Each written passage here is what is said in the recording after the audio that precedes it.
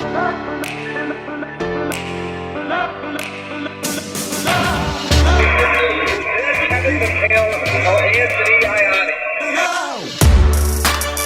you're shortcutting it, you're probably cheating some people.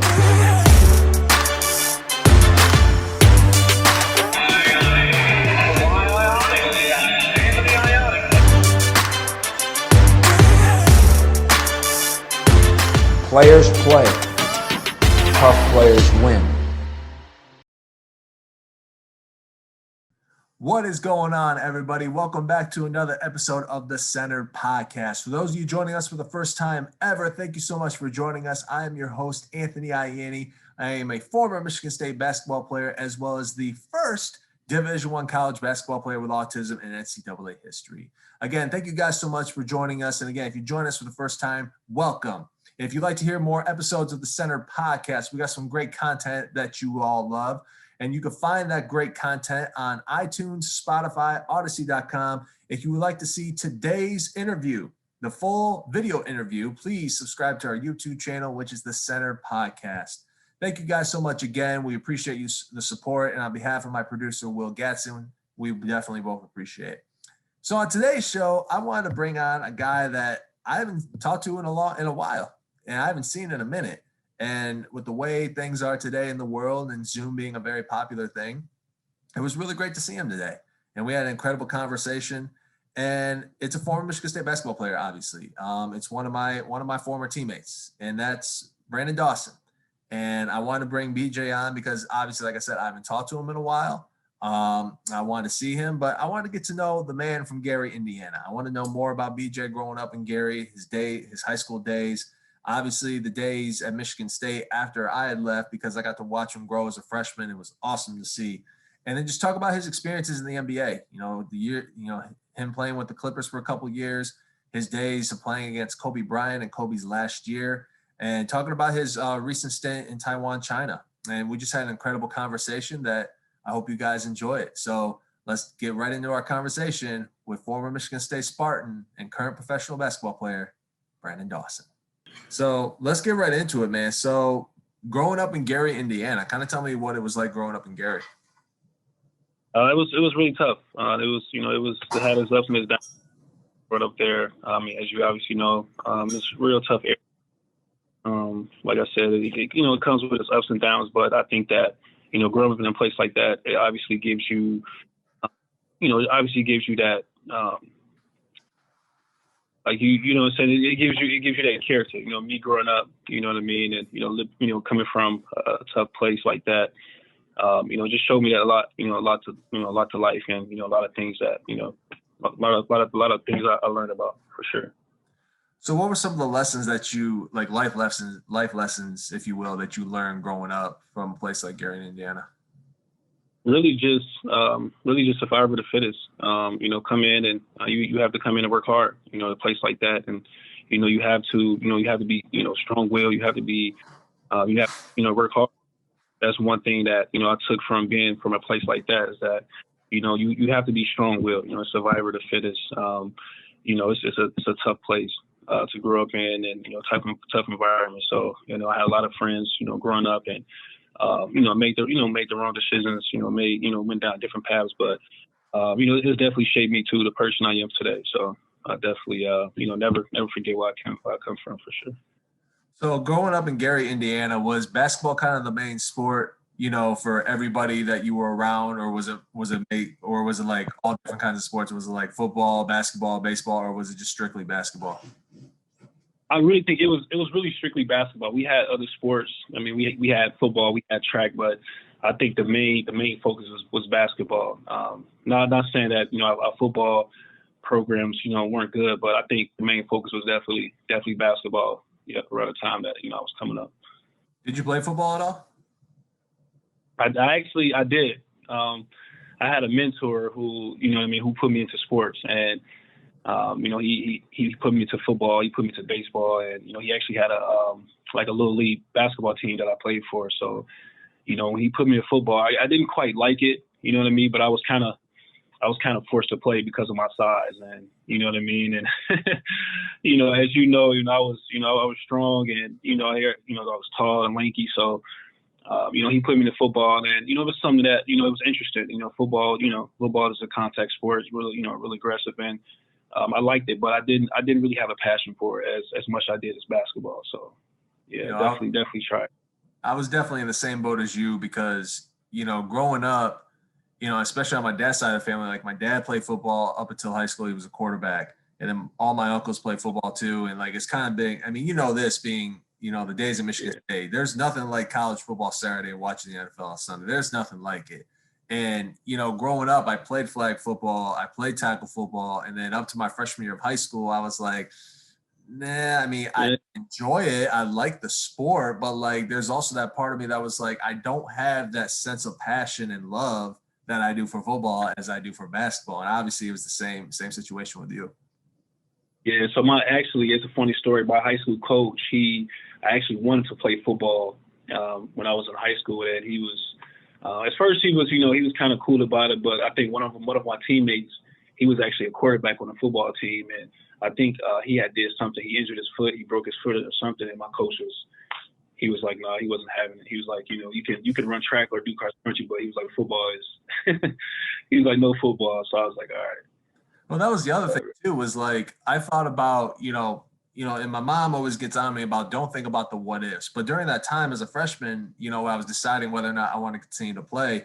And our varsity coach in my high school was like, he had promised me, if you come back next year, if you want to play next year, I already got you, you're going to be my starting tight end as a sophomore. I was like, okay. But then there was also, like you said, I've seen guys who have played football in high school and just get hurt, whether it was separating shoulders, breaking their collarbones, messing up their knee. And I was like, no, like, I would rather do something in basketball, like, break my finger, like sprain my ankle where I can get back in a couple of weeks. Whereas football, I don't want anything that's going to damage my basketball career long term. So, it's definitely, like you said, those things that you got to think about when it comes to, playing not just one sport, but multiple sports too.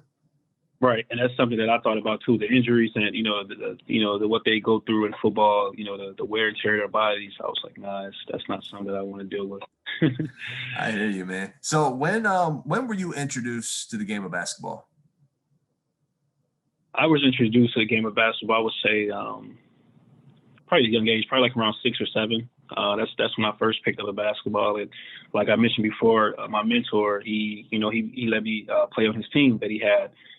It was like a little league that that was in Gary around the time. It was called Midtown BD basketball. It was two divisions, so it was Midtown, where my mentor, he was a coach for the team, and then you had another division where it was Glen Park BD basketball. So it was kind of like that little league basketball. So that was pretty much the first time I really picked up a basketball and kind of got serious about it. And, I just took off from there and, found a passion for it and, just love the game ever since.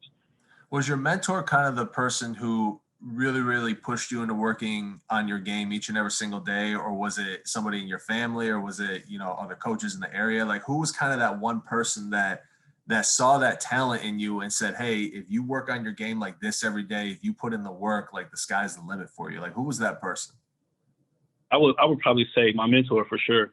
He was the first person to see that I have potential to be good, and obviously he saw my size, I get my height from my mom, so he saw that I had a passion for it. So like I said, when I tried football, I didn't quite like it, but I still played.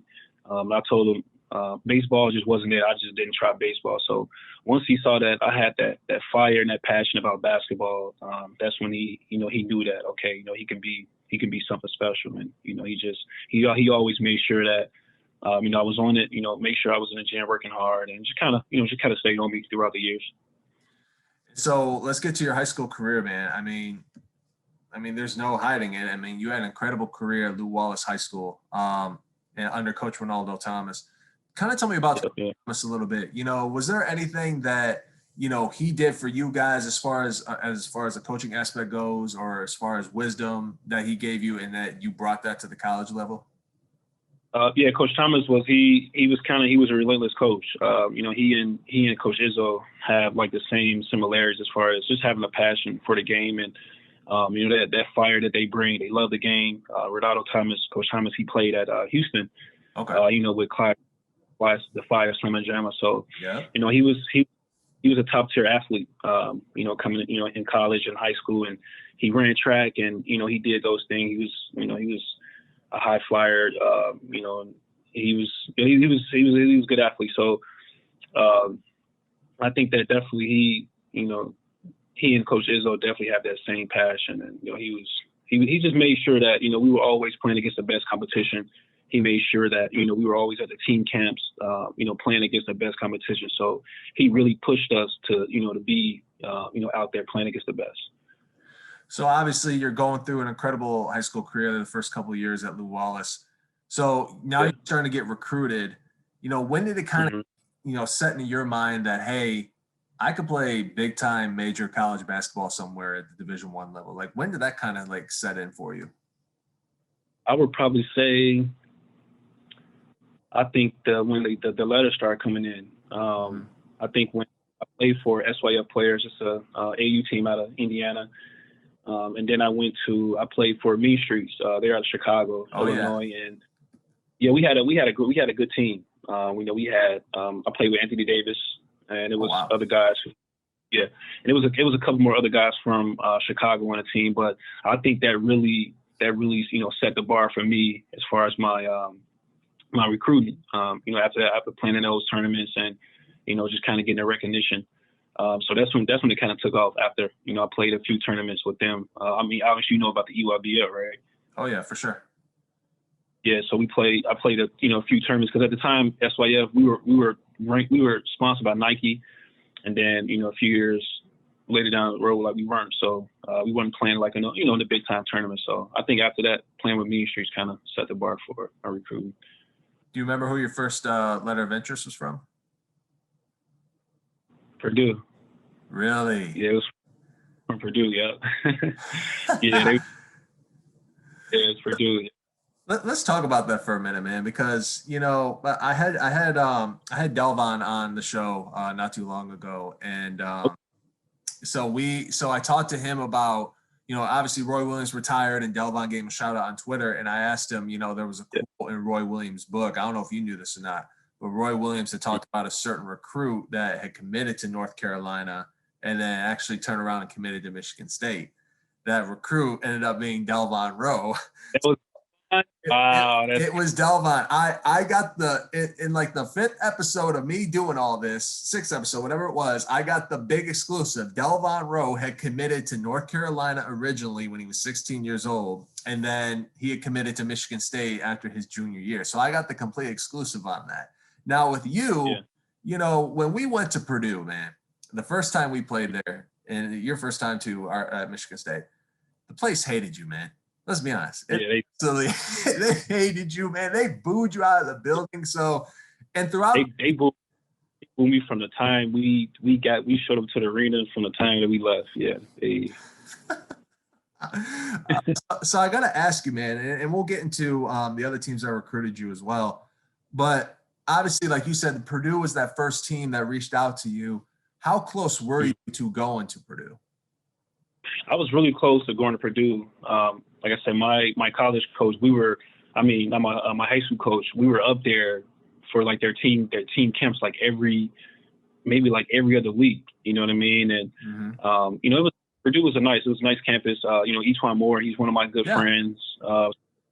Robbie Hummel and Jawan Johnson. So I know all those guys, but Purdue was really the forefront of my recruitment. They came in first, and I was happy. So Matt Painter and Purdue, they're a great program for sure.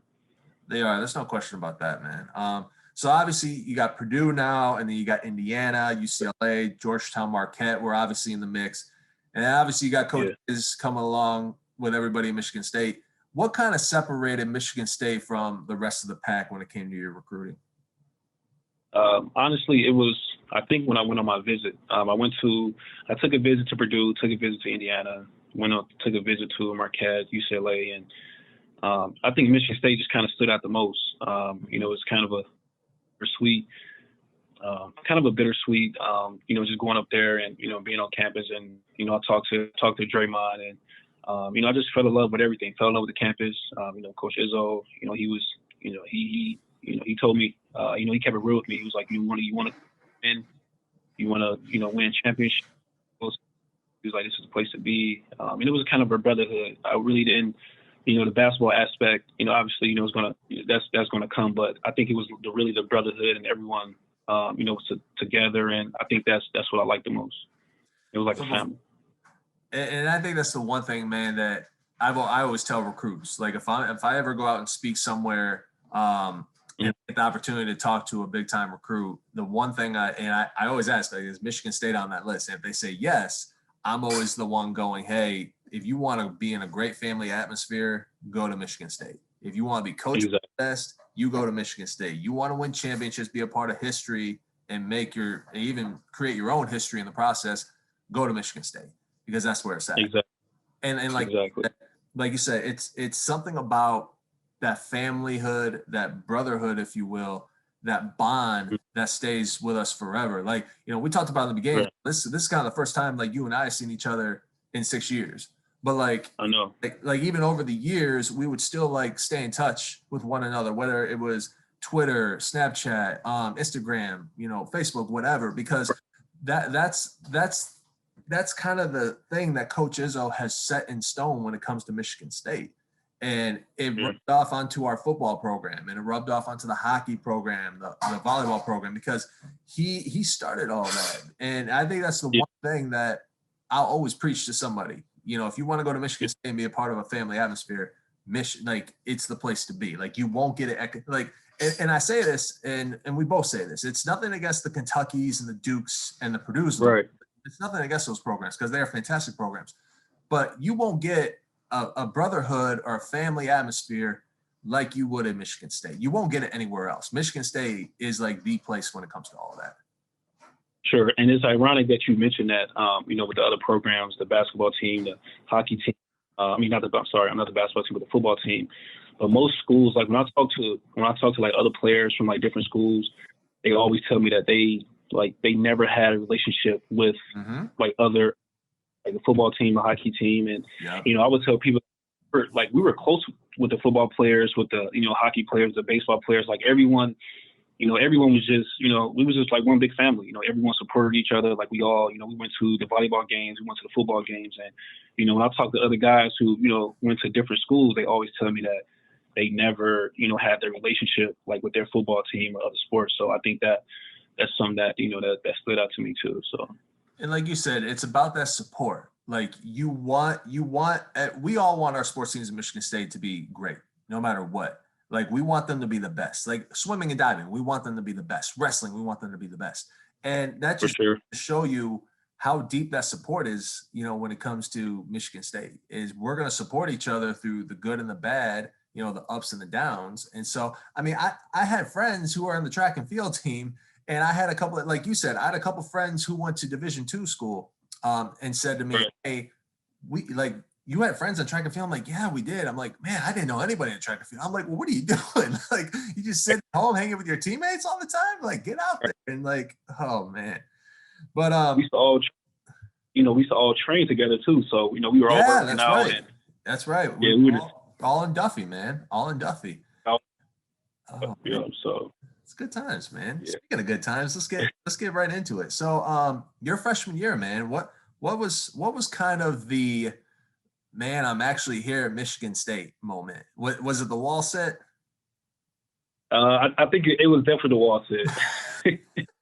And listen, man, Vork, Vork is probably one of the toughest, the toughest strength and conditioning coaches I've ever worked with. But I think the wall sit kind of set the bar for me. And to this day, I don't even think I still made the time. Like I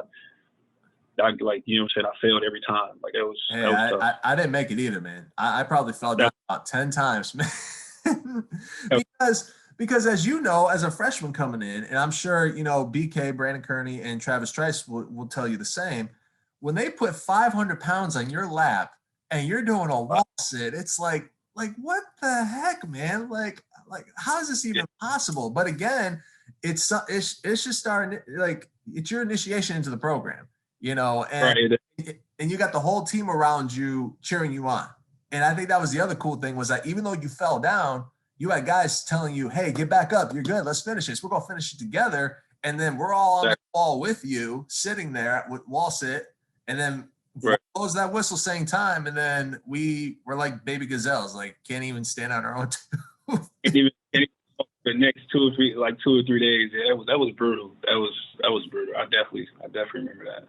Oh man. So you came to you guys, you, Trav, and BK, you guys came to the program at a time where we were coming off, in my opinion, one of the worst seasons under Coach Izzo.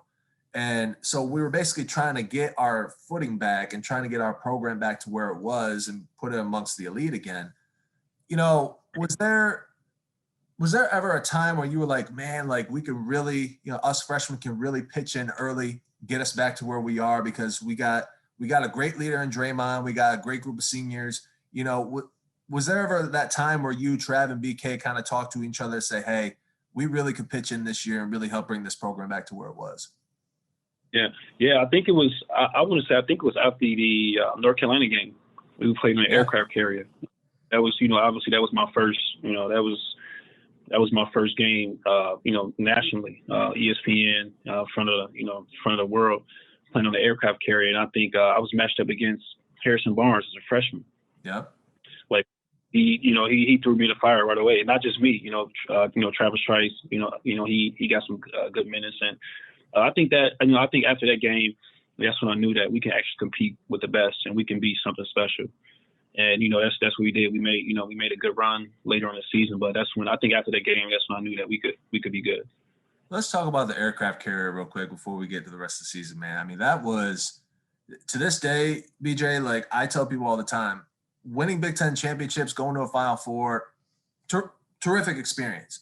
But Right. my all time favorite experience was being on that aircraft carrier, man. Like I don't think it beats winning a Big Ten championship in my opinion. I don't know how you feel about it, but just that experience of going on that aircraft carrier, getting to see what the men and women of our armed forces do, and just being able to be around them. And the one thing, like, yeah, did it suck we lost that game? Absolutely, because you want to win the game. You want to win every game you play.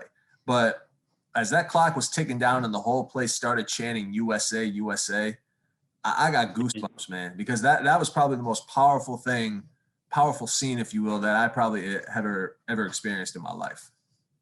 For sure. Sure. And of course, meeting Barack Obama. Yeah, that was like that game. I couldn't even I couldn't even put it into words. Like that was probably the best. I'm really playing on an aircraft carrier right now. I couldn't believe it. There was a moment. There was a moment because obviously we had our Michigan State's film crew there filming it, and you said a quote in there, a funny quote. We got on the ship, and you go, "Man, this is awesome! I want to be in there. I want to join the military now." And Travis Trice goes, "No, bro, don't do that, man." Like, I was like, I was blown away. I was blown away about the whole experience. Like I was nervous and I was blown away. Like as a freshman, playing, competing in something like that, and it's not just basketball aspect, like everything. Like it was an unbelievable experience. And like we talk about, man, those are the type of experiences and opportunities you'll get going to a school like Michigan State. And exactly. And it's one of those memories, man, that you and I will never forget. So we play Carolina on an aircraft carrier. Then we go from the West Coast to the East Coast. We play at Madison Square Garden against Duke. And then we win that one. And then we go off and win 15, 16 in a row. And I think, man, I think it was honestly over Christmas break that I started to realize, hey, man, we got something special here. Like we're a team that everybody counted us out because based on what happened last year, we got a great group of seniors. We got some freshmen who are really contributing early.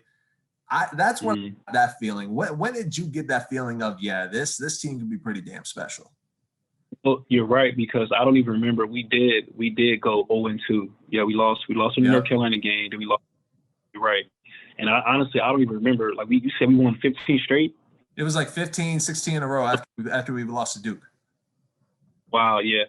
Yeah, see, I didn't even know that. But I think, like you said, I think with the freshmen coming in, I think that, with Travis being that, he came from, his dad was a coach, his coach in high school. He come from a basketball family.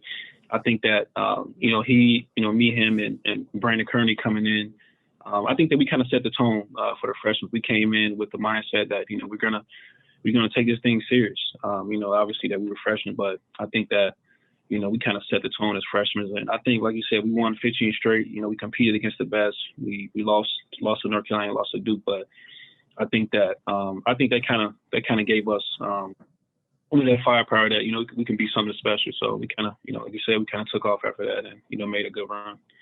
I think one of the wins during that win streak that kind of started setting the tone a little bit. I talked about it at Christmas break. I was like, we have something special here.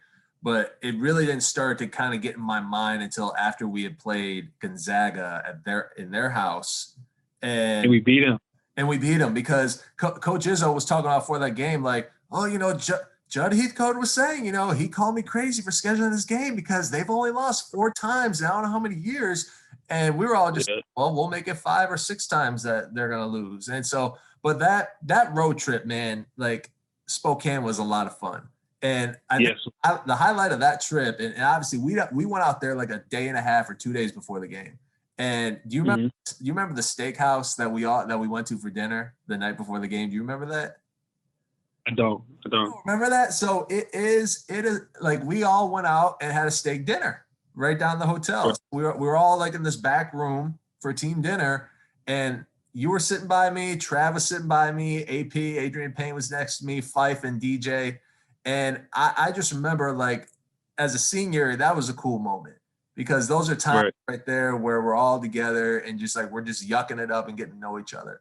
But that trip to Spokane was, I mean, that kind of set the tone for me in my mind, like, okay, maybe, let's see. And then we beat Indiana at home handily. And I'm like, okay, yeah, we got something. And so, and we were on a tear, man. Like, we ended up winning, tying for the Big Ten regular season. And then my senior day, man, there are 2 things that stunk about senior day for me. Number 1 was losing. Number 2 was your injury. And my heart sank, dude, when you went down. And I remember I had to carry you. I helped carry you to the locker room, to the trainer's room. And I was like, please, man. I was like, please, not this way. The way he's been playing, the way he's been contributing, like we can't lose him. And so what was going through your mind when that whole injury happened? It was a lot through my mind that night. I think it was against Ohio State. Like you said, it was night, and I couldn't believe it. That was really that was my first time. That was my first serious injury ever. Throughout high school, throughout college, obviously I had, little, small injuries, but that was kind of my major injury. And I think after that,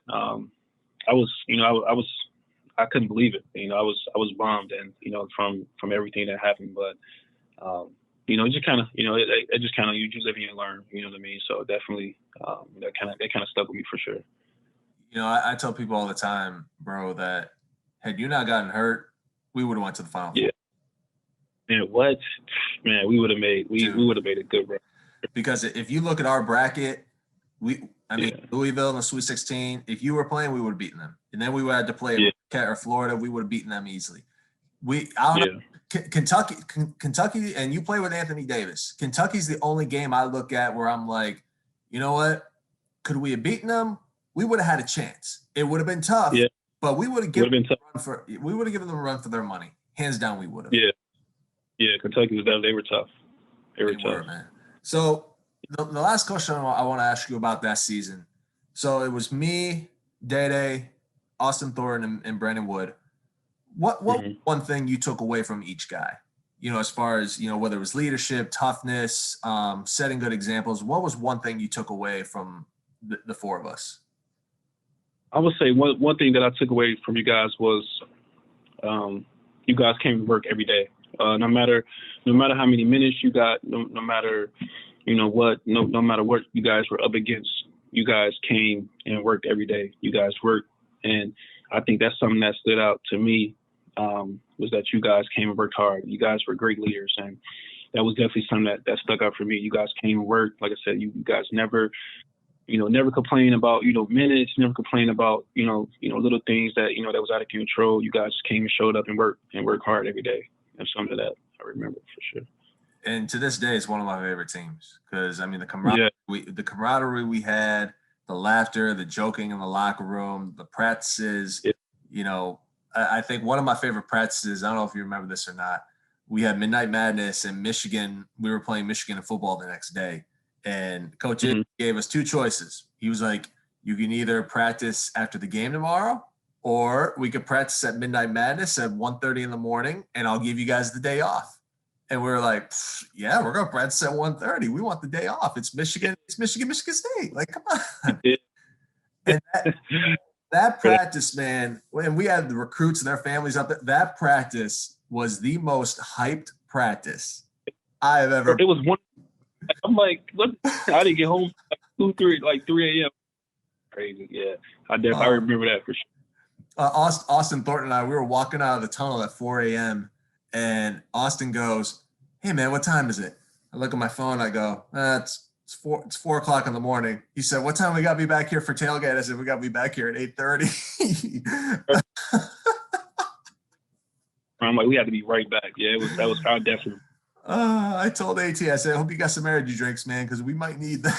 For sure. Yeah. So after that year, you were named Big Ten Freshman of the.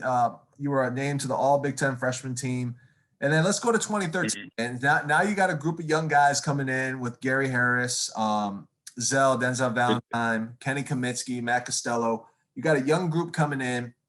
So obviously, you guys kind of step up to the plate even more now because Nix was the lone senior that year. So what was that season preparation like after the season you had just had your freshman year? And this was just coming off your ACL injury, by the way. Well, it was really, like you said, it was really stepping into, a bigger role. And myself and, coming off my freshman year, I wasn't a freshman anymore. I had to step up, and I had another group of young guys who came in, and like you said, Denzel, Gary, Kenny, and Matt, those guys came hard. So I think that my role kind of, obviously my role kind of got bigger, and I just had to tell myself that, I'm not a freshman anymore. These guys are going to come in and look up to me how, I deal with you guys and the other guys. So I think that, that kind of changed my role from coming to a freshman to a sophomore. And I thought you guys, despite everything that was thrown in your way that year, I thought you guys had a very solid season, and it definitely set up the foundation for 2014. Now the 13-14 team, BJ, in my opinion, early on I called it, the second coming of the Harlem Globetrotters, because I mean Denzel was throwing passes to you off the backboard for dunks. I mean Gary was driving base like that. That literally was the most entertaining Michigan State team for the first 3 months of that season, and the rankings proved it. And what you guys were doing is to Texas and Duke that year, it proved it. I want to talk about this.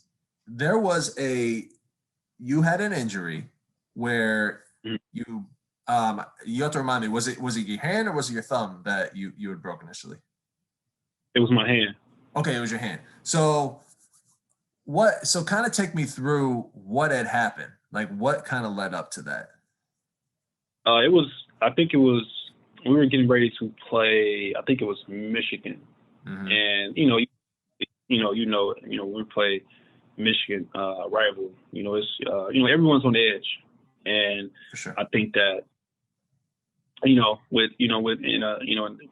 think something had happened.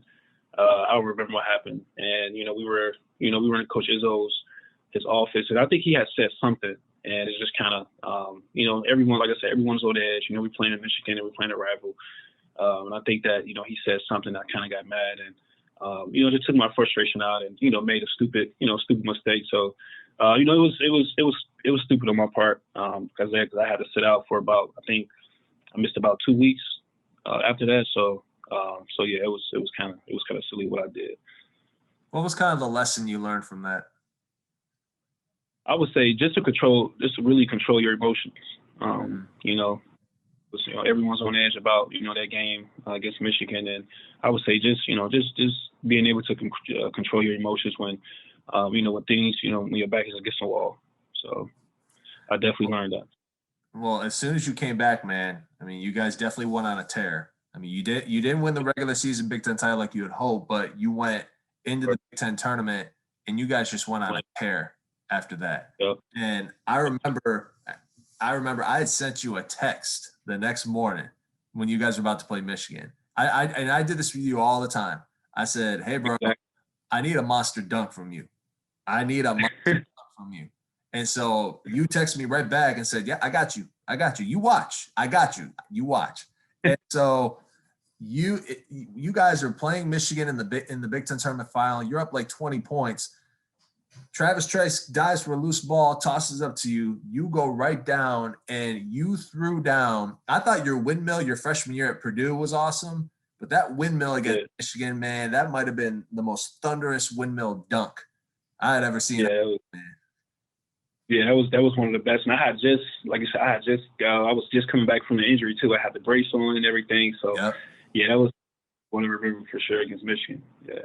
And not only did you win the Big Ten tournament title, which was your second in your career, you were also the MVP of the tournament.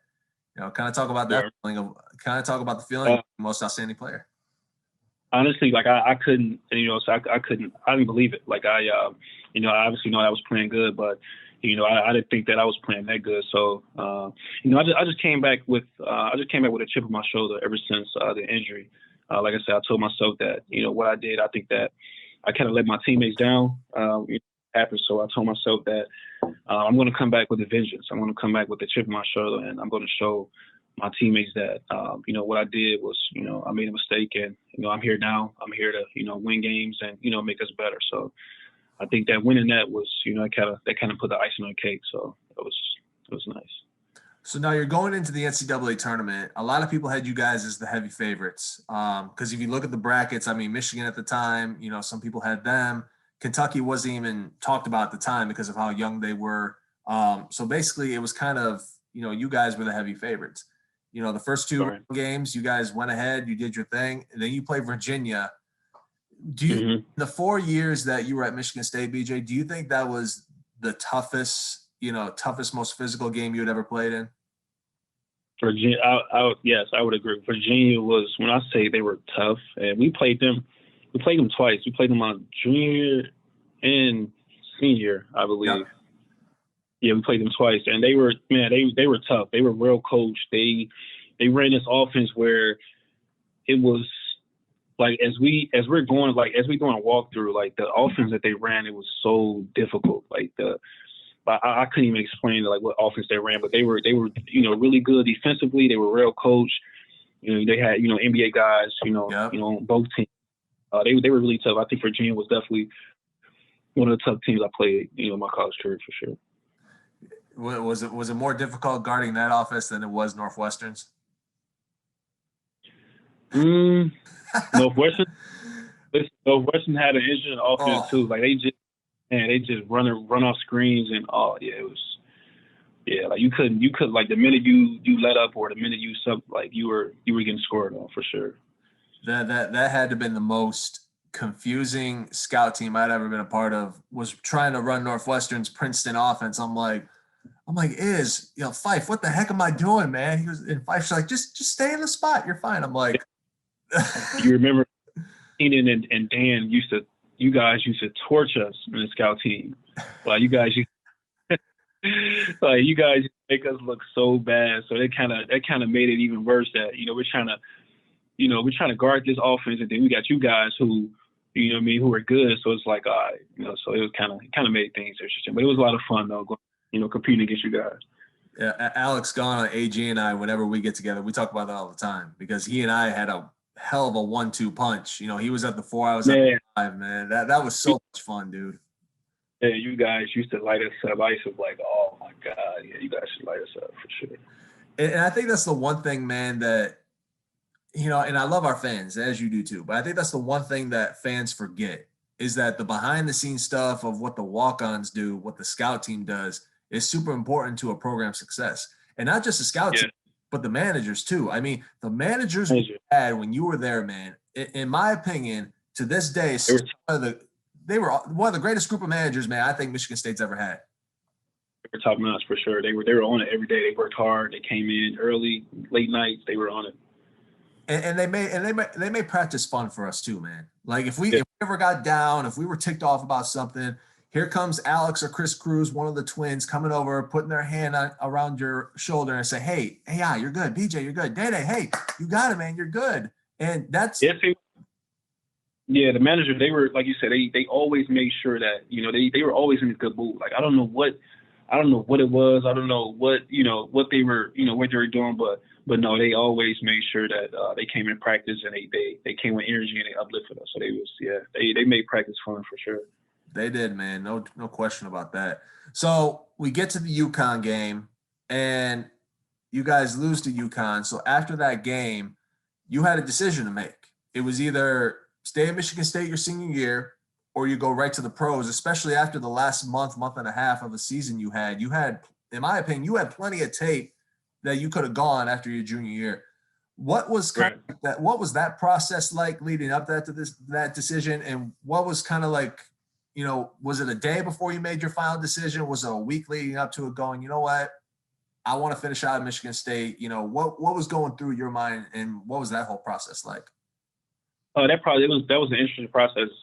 It was a lot going through my mind, and I had to make a decision. One of the toughest decisions that I made, and but having the support that I did, my family, the coaches, my teammates, and it was my junior year. Obviously, everyone wants to play in the NBA. That's their dream, that's their goal. But I told myself that I have one more year, to be a Spartan, to compete, with my teammates, to, hopefully win a championship. And, I told myself that the NBA wasn't going anywhere. So I told my mom that I wanted to come back, finish school and, get my degree. And that's what I did.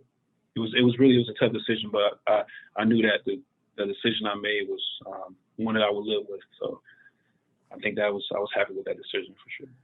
And obviously after you made that decision, I could tell that, you made the right one. And if you look at the season you guys had, obviously it started off a little tough. You lose to a team like you guys lost to Texas Southern at home that year, correct? Your senior year? Yeah. Okay, so after that, was there any kind of doubt in your mind starting to creep in about, oh man, like, we got the tournament streak right now. I don't want to be that senior. I don't want to be on that team that lost the streak. Like, did that ever kind of creep in your mind a little bit? It did, and I think that with not not making the Final Four, like people actually they put that they told us like, okay, like if you guys don't make it to the Final Four your senior year, obviously you're going to be the only seniors who did make it. So right, that was kind of put pressure on that senior class, myself, Travis, and other guys. So I think that was kind of tough. And I told myself that I didn't want to be a guy that not make the Final Four, and also Travis. So make it to the Final Four, that was really that was special. And it was, man. And kind of talk about that a little bit. So you guys played Georgia in the first round, and you had no issues with them. And then, as you mentioned, you played Virginia, who was a 2 seed. Again, you're playing a team the previous year that basically gave you a 15-round boxing matchup, if you will. Was that same deal, more physical with them second time around, or it wasn't close? I think it was more physical. I think it was. It was I think they came with a chip on their shoulder. They're coming in like, okay, like these guys beat us. They beat us last year. Some of the guys who who we beat last year, they were on a team. So, they knew that feeling. They didn't forget that feeling. What we did the previous year. So it was really tough. It was, like you said, it was a dog fight. It was 15 rounds of a boxing match. And it was tough. It was really tough. So you get past Virginia. Now you're about to play the Oklahoma team, and Buddy, who had at the time maybe one of the top players in the country, and Buddy. Yeah. So after you guys beat Oklahoma, when did it start to creep in again? And I'm asking this question over and over. When did it start creeping in your mind, your head? When did it kind of hit for you that, hey, you know what? We're gonna go to the Final Four. We're gonna go to Indy. I think it kind of hit me when I realized I would probably say after the Virginia game. Obviously, we beat. I kind of knew we were going to beat Georgia. I knew it was going to be tough, but I kind of knew that we were going to beat them. But I think it was Virginia. That Virginia game kind of set the bar for us. Like I said, we played them the previous year and beat them, but the next year I think they were even better team. They had more firepower, and I think that after we beat them, that kind of set the bar. So that's when I knew that we have some special here. We might we can get there for sure. So you beat Oklahoma in another tough battle. Now you play a Louisville team who, three years prior to that, knocked us out of the tournament, ending me, Day-Day's, Austin, and Brandon Wood's careers. A team that you didn't get to play against because you were out. Now you get your chance at redemption, and not only that, you get to go and write your own history of getting to the Final Four, having your senior class, kind of keep that tradition going. And that game, man, was a battle. Like throughout that whole game, you and Harold, man, just went after it. And Trav, Zell, and Bryn were hitting big time shots. So as that clock started ticking down, man, before it hit zero, talk about the emotions going through, your whole mind, man. Yeah, I think the emotions was unmatched. After we won that game, it was crazy. The emotion, the atmosphere was unbelievable. Like you said, me getting hurt, them beating us, and into you guys' career. Remember that feeling that I couldn't be there, compete with you guys, and that kind of stuck with me. And once we played Louisville, and up into that game, people were talking trash, this and that, but I think that after when they beat us, to end you guys' career, I think that kind of stuck with me. So I told myself, like, hey, I definitely want to go with that, deal with that again. So yeah, atmosphere was unbelievable. And then you get your opportunity to play in the Final Four against a Duke team that was stacked. I mean, again, they were loaded. They were. They had Jaleel Okafor. They had Jones. They had, who else do they have? Quinn Cook. They had Justice Winslow. Yep. They had the kid from I think he plays with the Grizzlies. Yeah, everybody's favorite, Grayson Allen. Yeah, Grayson Allen. Yeah, I couldn't think of his name, but yeah, they were loaded. That was a tough team. And you guys hung in there with them, man. And obviously it wasn't the result you guys would have wanted, obviously. But at the end of the day, it had to feel pretty satisfying for you because, again, you had a tough decision to make early on in the season, whether to go pro or not. And then you come back, right, and it ended up being a pretty damn good decision because you ended up going to the Final Four and kind of writing some history for you and your senior class. Exactly. Kind of, we finished strong. We went out, we went out how, we wanted to go out. Obviously that, we didn't win a championship, but we, make it to a Final Four, and doing that, I think that was something special for us. I want to talk to you about Coach Iz real quick because I've had Kenny Goins on the show, B Wood's been on the show, Delvon obviously, and okay, we've all had our different experiences and different stories with Coach Iz. Kind of talk about your relationship a little bit because I know your freshman year as a senior, getting to witness that. I know he got on you pretty hard because you were a freshman, but just kind of talk about every day. I'm sorry, I didn't mean to cut you off. But no, you're good, bro. Yeah, Coach Iz. Oh man, it was tough. When I first came in, I didn't like I said, my high school coach. They kind of had those same similarities. They were passionate. They love the game. But I think that Coach Izzo, he really set the bar for me. He taught me a lot of things. You know what I mean? From the day I arrived on campus, Coach Izzo was on me from day one. He told me that, and he told me that he was going to be on me. And coming from high school, not to knock my high school coach or anything, but I had no discipline. You know what I mean? Coming into Michigan, coming out of high school, young kid.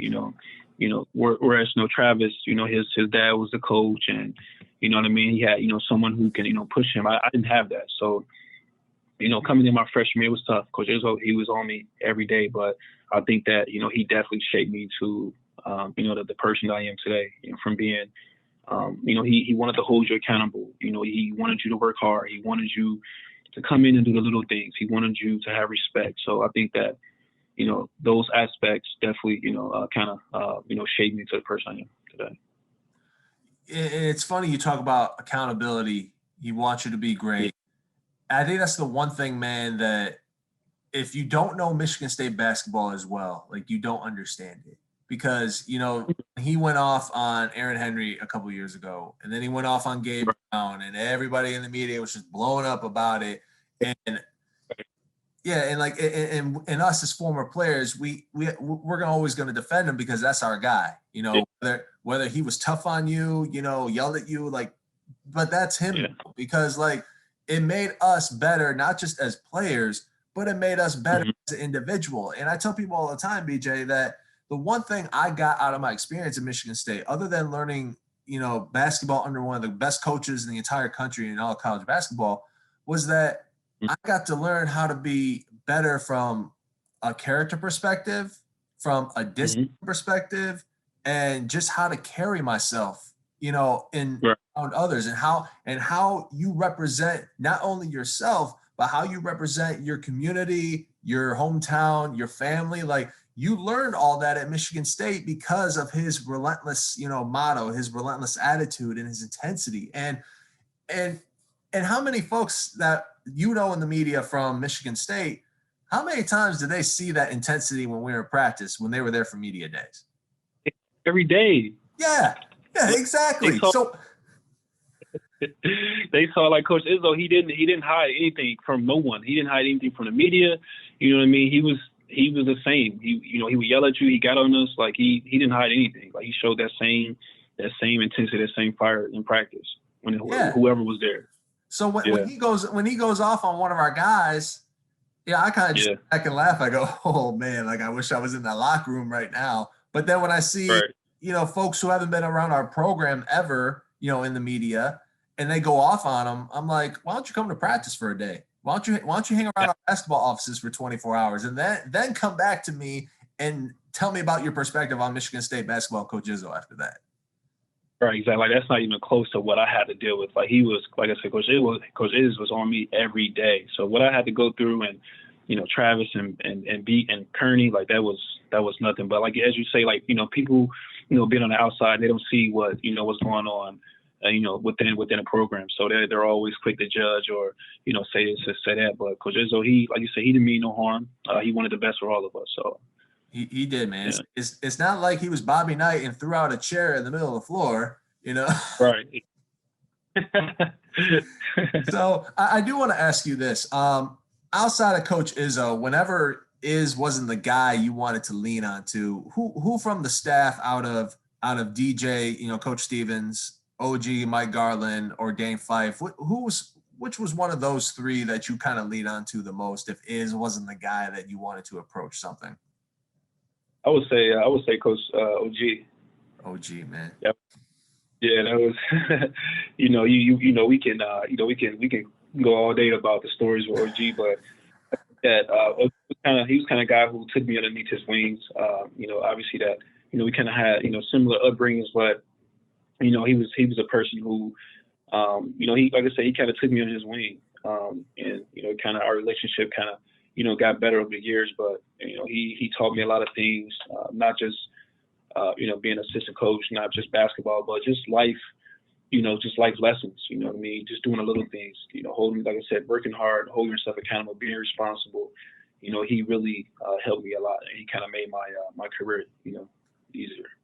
OG was definitely, and like you said, we can go all night with OG if we want to. There you go. He was without question the pastor, if you will, of our team. And Pastor OG. I'm trying so hard not to laugh right now, but I mean, just his stories, man. Like, because for those of you listening that don't know, we would stay at the Kellogg Center, the Kellogg Hotel, the night before every home game. Because they want us to stay focused. Make sure we got our rest. And Coach Garland would have his own room on our level, and he would have a master key to check up on everybody from time to time. But he would also have, these team meetings, if you will. They weren't team meetings. They were quote unquote story time. And OG would tell us these stories about his days in Belleville, Michigan with his guys, Googie Whitfield and Cockeye Charlie. And Dan Chapman, man, D Swag would always try to imitate OG's voice. And there was always that question in the locker room, the question of, wait, what is OG serious? Does he really have friends named Cockeyed Charlie and Googie Whitfield? I thought he was joking around just to keep us loose and focused, but apparently I was wrong. There are Googie Whitfield and Cockeyed Charlie actually exist. Yeah. Coach G, he has stories for days. Like a story. I mean, they were crazy. But OG, he used to sit in his room with the door open till about midnight, 1 a.m. Yes. Like what is he doing? He would just sit with his door open. But Coach G, he like I said, he made things fun being at Michigan State. He definitely held everything together. He made them fun, and when things got tense, he just did and said the craziest things that made the tense go out of the room instantly. Hey, the day that man retires, man, I'm calling it right now. I'm gonna get some of the guys back on. We're all gonna have a big old Center Podcast Mike Garland special, retirement special. We're gonna get like you, Day-Day, AT, Dan Chapman, as many guys as we can, just to dedicate that episode to OG, man. So the day he retires, don't let me forget, we're going to do that episode. We're going to dedicate it to him. For sure. We have to. So no question. You finish off, man, a great career at Michigan State. Your senior year, you were second team All Big Ten. You were named to the All Defensive Team, as well. So now you're going through the NBA draft process. You're going through the just workouts with the teams, interviews. And before we talk about you getting drafted by the Clippers, just kind of talk about the draft process and everything that went into all that. The draft process was it was an interesting process. It was really hard, and I had to tell myself that I had to lock in. This is a key point in my life where I'm on the verge of being a pro, and I have to do what pros do. Take care of my body. Right. Come in, work hard, work on my game. And it was an interesting process. And I think that's something that I probably would never forget, just getting ready for, the combine, getting ready for a process and, everything else that came with it. So draft night happens.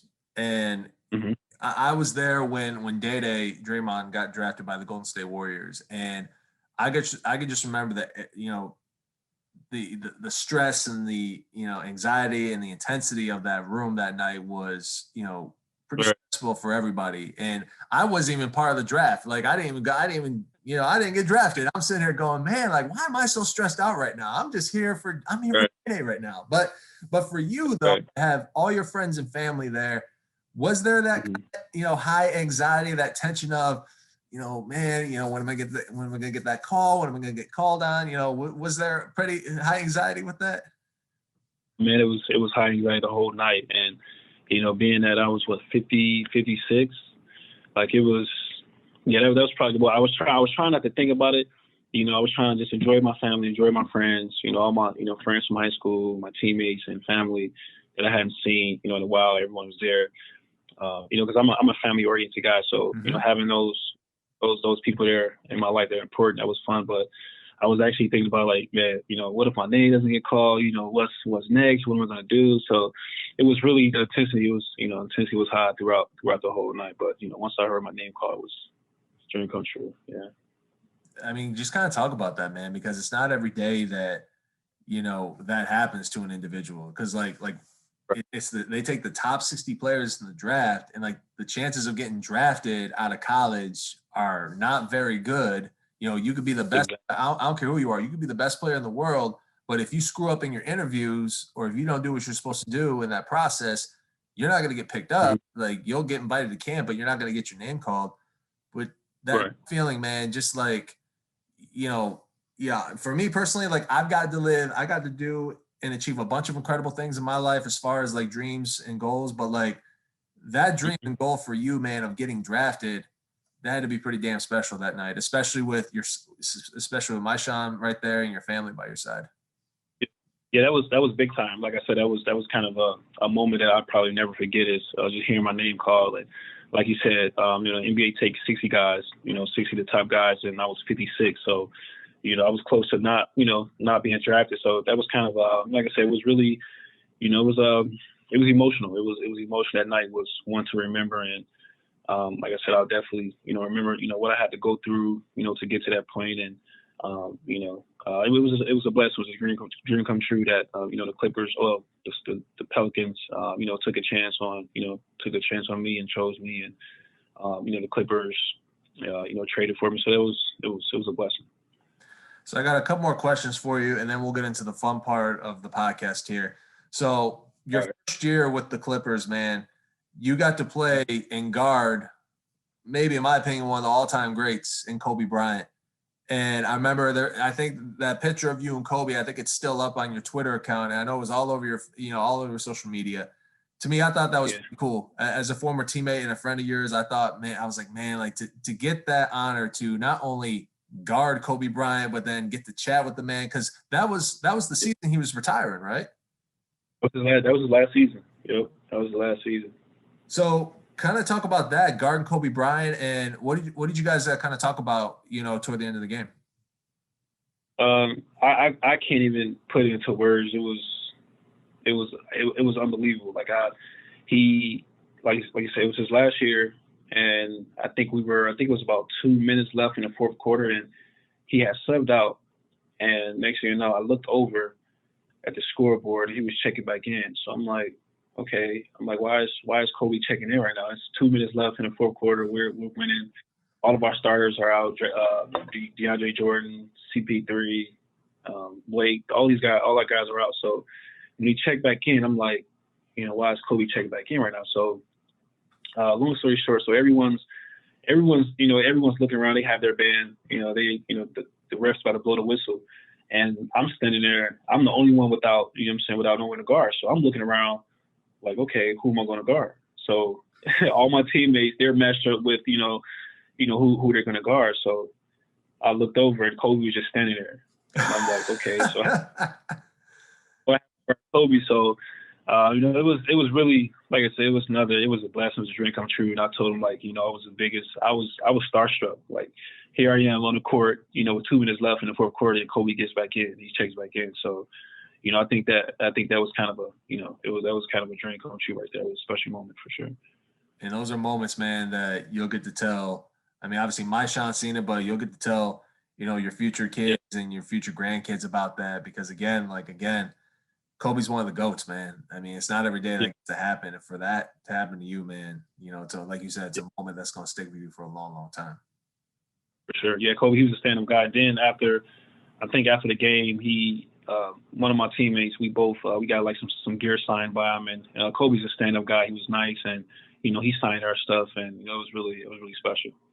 Yeah, no question, man. And he's definitely missed, man, because when he passed away last year, and I don't know if you felt this way, it's like I never met Kobe, but I spent enough time watching him and just seeing what he does.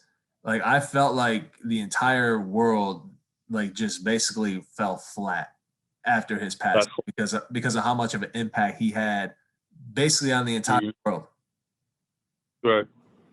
Yeah, like you said, it was. I think I was back at home in Indiana. I was working out, and one of my friends told me. And at first, I didn't know. I thought he was, messing around, like anyone else would think.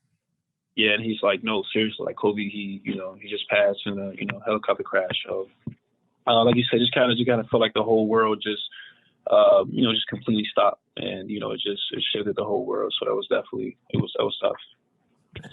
Rest in peace to the GOAT, man. So my last question, you ended up having, you've been having a pretty good professional career, man. I mean, you've gotten to play overseas so far in Japan, Mexico, Israel, and you recently had a stint in Taiwan, China. I want to talk about your experience in China, man, because a lot of people I've talked to have said when it comes to basketball in China, it is a really, really big deal.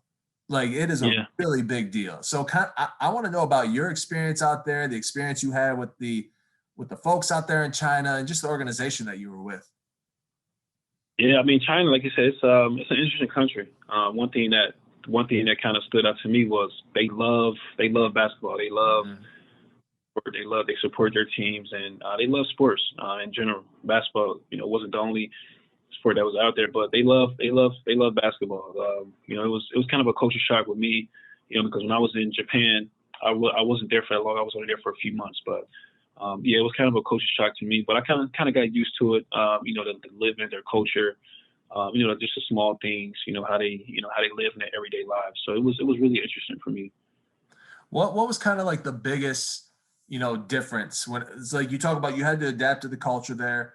Were there some of the things that, things that we could do here in America that you couldn't do out in China? Was there anything that kind of stood out to you when it came to that? Not anything in particular that I can think of on the top of my head, but I would say people there in China, they it was kind of a language barrier. Obviously, the food, it was really it was really easy to adapt to what they did in their everyday lives. And I think one thing that stood out to me was that everyone was so generous and nice. Yeah. Everyone respected each other. They were really, like I said, they were really genuine people. They respected each other, and I think that's something that stood out to me for sure. That's awesome, man. And I'm super excited and happy that you had a great stint out there, a great experience. Do you think you'll go back there?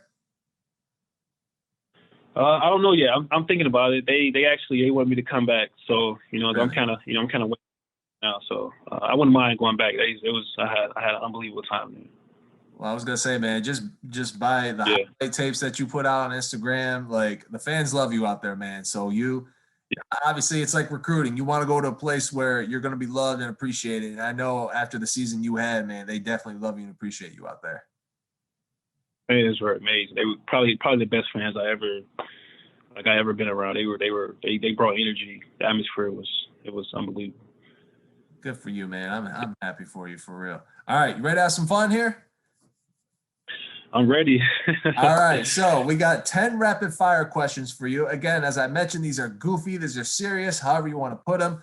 So question number one, I call it the master's question, if you will, because it's a tradition. It's now a traditional question unlike any other. So question number one, strawberry or grape jelly? Strawberry. All right, just making sure. Question number two, Kobe or LeBron? Kobe. No question. Question number three, who is your favorite superhero and why? My favorite superhero? I would probably say Batman. Okay. Batman was my favorite. I think that just the clothes that he wore, obviously the Batmobile and the Batman emblem, at night, that kind of that was kind of pretty nice. Billionaire playboy by day, ass-kicking crime fighter at night. There's not a better life than that, man. Right, for sure. All right. And that's, by the way, that's also Nash, my youngest, his favorite superhero too. So you guys got something in common there. Batman. Nice. Okay, Nash. Shout out to Nash. All right. Question number 4. So out of the places you've been overseas, whether it be Japan, Mexico, Israel, or China, what is your favorite dinner dish from your playing days overseas? Your favorite dinner dish from playing overseas? My favorite dinner dish. Oh man, I've tried some interesting food. But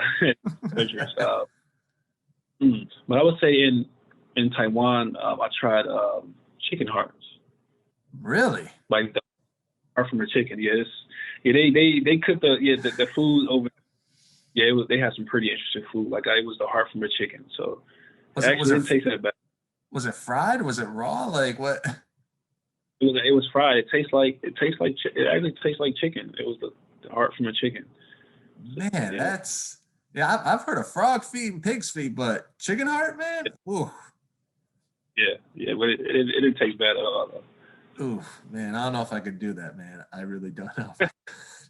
Question number 5. Question 5. Best motivational speaker not named Anthony Ianni. Best motive. I mean, you're one of the best for sure. Oh, but I would say best. Yeah, for sure. Best motivation speaker. I would probably say. Let me see. I would probably say E.T.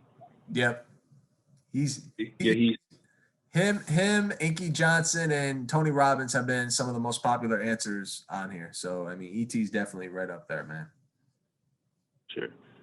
Question number 6: Madden or NBA 2K? Madden. Really? Yeah, I'm not. I'm not a 2K guy. I don't play 2K at all. All right, respect. Question number 7: Your favorite all-time movie? My favorite all-time movie. I would probably say Above the Rim. Ooh, I love that movie. That's a good call right there, man. All right, question number 8. Now, I don't know if you've been to these two places or not. I hope you have been during your time at Michigan State. And for any Michigan State alums listening to this, these are all-time favorites. Mena's or Conrad's? Conrad. All right. That was my spot. Was there a particular type of favorite dish you got at Conrad's? I think honestly, Conrad's had. I think it was the breakfast burrito. I used to get. Yes. Yeah, the breakfast. That was one that was what I think. I did. It was another one that I used to have. The buffalo chicken wrapper burrito. That was really good. Oh man, I'm about to go drive to East Lansing tomorrow morning. Just go to Conrad's for lunch, man. Oh man. Question number 9. We got 2 more here. Question 9: If you could be any animal, what would it be and why? If I could be any animal, I would probably say. I would probably say. I would say a lion. Yeah, I would say a lion. I mean, obviously, they're the king of the jungle, but they're respected. They're well respected by everyone. Unless they're the Detroit Lions, then they aren't respected by anybody. Good one. That's a good one. Shout out to the Detroit Lions. Last question, number 10. Who do you admire the most? Who do I admire the most? I would probably say my mom. Why your yeah, mom? She's someone that she taught me a lot growing up. Being a single mom, raising 3 kids, she showed us a lot. She taught us a lot. She worked hard, being a single mom. And I think that, it wasn't easy, raising 3 kids on her own. And, just by her waking up, doing what she did to provide for us, to, have food on the table for us and have clothes in the back, she kind of set the bar for us. So I think that, yeah, for sure. I love it, man. I love it. All right, BJ. I do this with all my guests. You get the floor. Your positive message of the week for the listeners. It's all you, sir. My positive message for the week would probably say control what you can control, and hard work never goes unnoticed. I love it, man. Short and sweet. I love it, man. Ladies and gentlemen, that is the one, the only, another Michigan State legend. You are a legend, bro. You really are. And another Michigan State great, Gary, Indiana's own Branden Dawson. BJ, man, it was awesome. It was so great to see you, man. Like I said, let's not let 6 years go by without seeing each other. And again, man, give your mom, my Sean, and your family all my best. I will. Thanks. Yeah, thanks for having me, for sure. It was nice talking to you. No problem, man. I appreciate you. All right. See you. See you. I want to thank Branden Dawson again for coming on to the show today. It was just awesome to see him. Like I said, first time in 6 years I had seen him. We talk here and there via social media, but for us to interact face-to-face, whether it be via Zoom, I mean, it was just incredible. So very special thank you to BJ for coming on and just having an incredible conversation. And, as we were having this conversation, I had a lot of different things go through my mind about what I wanted to say as far as the positive message of the week goes. And, I think there was one story where Branden talked about, his injury to his hand his junior year, where he made a mistake, where he slammed his hand on the table, and it was a dumb mistake. He admitted it. But that's where I want to go with this message for the week. And that is, be smart with your decisions in life, because your decisions in life, with whatever they are, whether it's smacking your hand on a table and breaking your hand, whether it's just throwing something at the wall, breaking something. Like your decisions in life have consequences. But at the same time, you also need to think about who those decisions you make in life affect the most. And the decisions you make in life, it impacts the people that you love. So your mom, your dad, your brother, your sister, your aunt, your uncle, your cousins, your grandparents, your best friends, family, whoever, the entire community, your decisions have consequences and they affect others and those around you that love you. But always remember that the decisions you make in life, they are yours. But know that you have that support system along the way to help you make those decisions. And I don't care how old you are. I don't care if you are 32 years old like me, you're a senior in high school, you're a freshman in college, senior in college, or you own McDonald's, the biggest corporations in the world. I don't care. Do not be afraid to go to family for help and advice and guidance in life, because they're going to help you get through all those tough times and decisions. They're going to help you make sure that you make the right decisions in life. And be smart with what you do. And that support system is going to help guide you through those times too. So no matter who it is, whether it's mom, dad, brother, sister, aunt, uncle, cousins, grandparents, best friends, family, whoever, just know you always got them to lean on. Just like how BJ always leaned on Coach Iz. He leaned on Coach Garland, aka OG. If he didn't want to lean on Coach Iz, he leaned on us as teammates, because we want our friends and family to be successful. So that's my positive message for the week. Lean on the ones that you know will help you get through the tough times and help you make smart decisions. And be smart with your decisions too. Because again, actions have consequences. Actions speak louder than words. Thank you guys so much for joining me. Again, thank you again to Branden Dawson. On our next episode, it'll be a very special Happy Father's Day edition with my guy, my father, former Deputy Athletic Director at Michigan State University, Greg Ianni. I'm excited to have you guys tune into that one. Again, thank you guys so much for tuning in. We will see you next time. Peace and love, everybody. Thank you.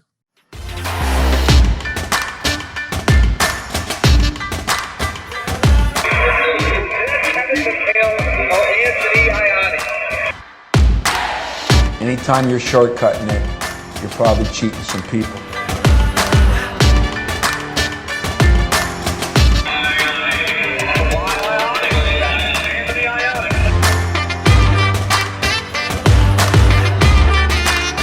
Players play. Tough players win.